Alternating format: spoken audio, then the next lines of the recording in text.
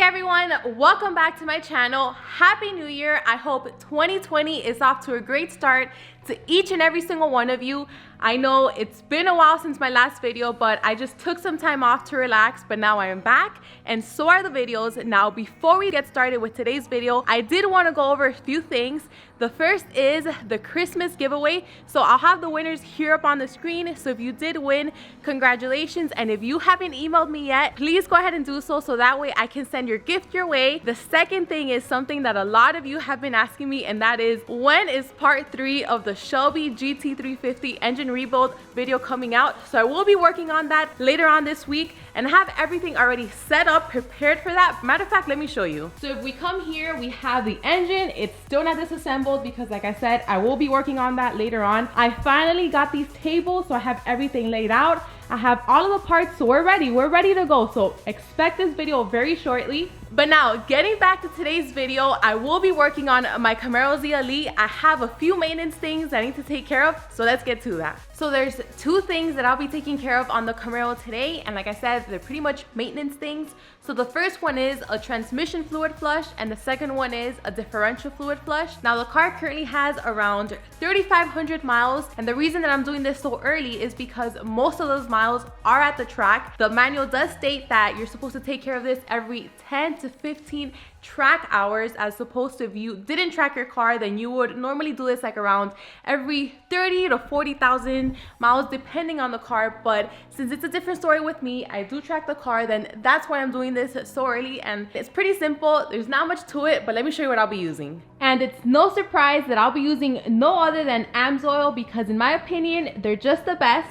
Now, all of these products that I'll be using today, they were provided by Synthetics, because they are a sponsor for the Shelby GT350 as well as the Camaro ZL1. So if any of you guys are interested in any AMSOIL products that I'll be using today, or just any AMSOIL products in general, I will have a link to the website and down in the description, so just feel free to check them out. And speaking about the Shelby GT350, these two boxes are filled with oil and transmission and differential fluid, but I won't be putting this to use anytime soon. So I already went ahead and took out everything that I'll be needing today. So I'll be using this synchro mesh fluid for the transmission and this severe gear fluid for the differential. Now I know that some of you Camaro owners may be asking, why am I using the manual synchro mesh fluid as opposed to the ATF, the automatic transmission fluid that states that you should be using in the manual? Now the reason that I'm doing this is because I've already spoken to many Camaro owners that do track their car.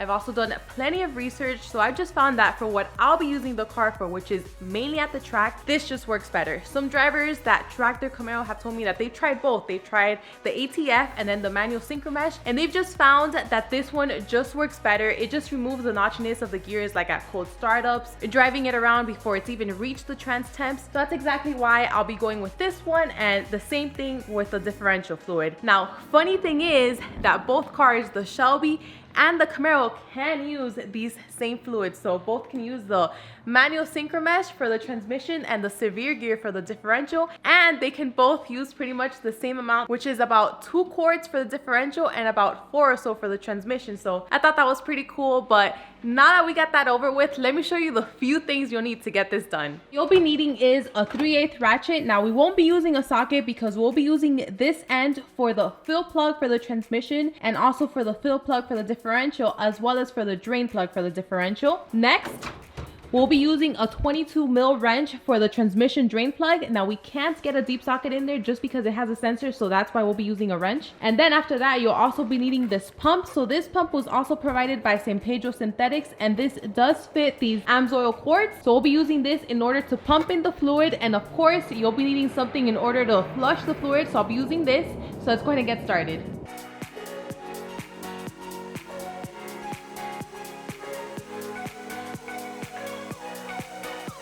Starting off with the transmission, so here's the fill plug. Now depending on your ratchet, you may or may not need an extension. I do, so I'll be using this one. This one is about 2 inches. And then here's the drain plug, and this is exactly what I was talking to you guys about. It does have this sensor, so we'll need to take this out and then use the wrench in order to remove this.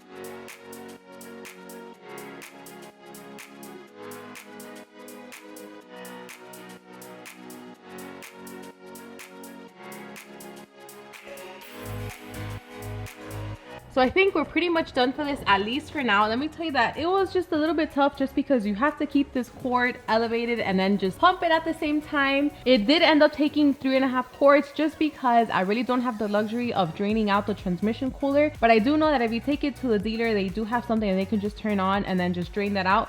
So that's why I ended up taking this much, but I'm not too worried about that. But the service manual does state that you have to fill this up 1/8 below the fill hole. Now, there's no really way to check that other than just getting like a mechanic wire and then bending it in there. So what I've been doing is just sticking in my pinky all the way in there and then just with the tip, checking if I can feel some fluid. If it was still not enough, then I would just come back and do 2 more pumps, then stick in my pinky in there 1 more time, and just keep repeating that until I finally filled it. So right now, I think it's up to 1/8 below the fill hole. I have no really accurate way of checking, but the manual does state that you also need to turn on the car and then just leave it in neutral for about 2 minutes, then come back and check the level of the transmission fluid. So I won't be doing that now because I do want to take care of the differential first. Now moving on to the differential fluid flush, here's the drain plug and here's the fill plug. Like I said before, I will be using a ratchet and will pretty much be following the same procedure like I did with the transmission fluid flush. So I'll be pumping in 1 quart and then just stopping halfway with the second one, and then I'll just be using my pinky just to check with the level. If needed, then I'll pump a little bit more and then just check once again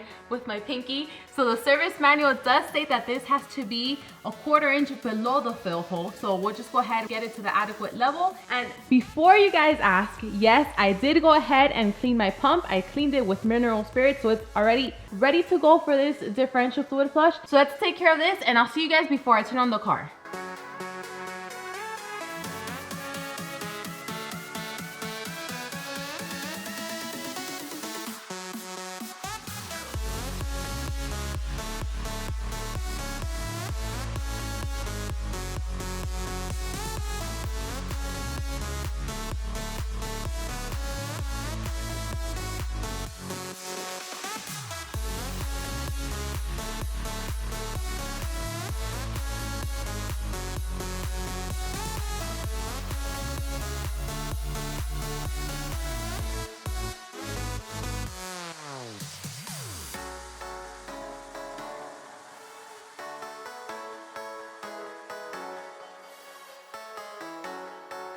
And now on to the best part, which is turning on the car. So that goes without saying, headphone warning, especially for this car. So for those of you, I'm warning you, if you had headphones, might just want to turn it down just a little bit. So I'm just going to leave it running for about 2 minutes, then check the levels. So let's go ahead and get that cold start.